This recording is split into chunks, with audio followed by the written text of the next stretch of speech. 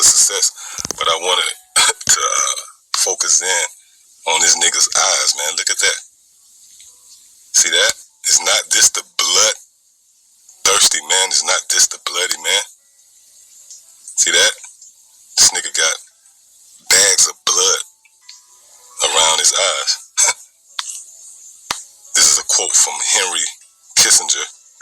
It says, depopulation should be the highest priority.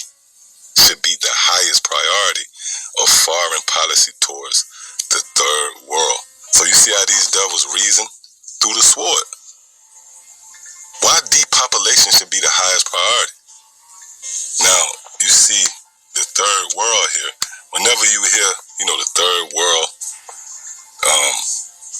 the poor communities or whatnot, the disenfranchised, and in this case, you have this new phrase being thrown around, the unvaccinated. Well, those are nothing more than buzzwords for Israel. So this man lusts the blood of the children of Israel. And right now, this man is on a campaign to depopulate the planet Earth, which would consist of ridding out the so-called Negro, Latino, and Native American. See? Now, this is a quote from Prince Philip, one of the Dukes of Edom.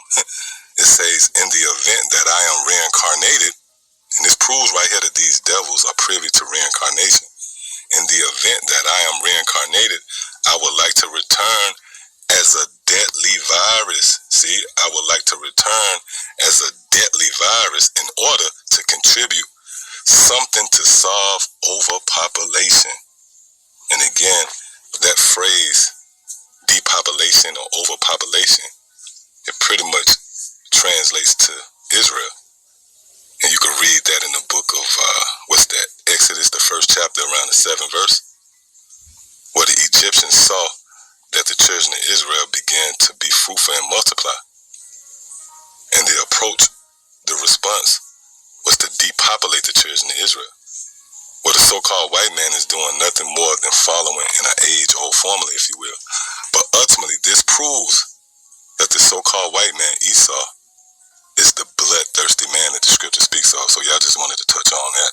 Lord willing, it was edifying. Till the next time I say shalom.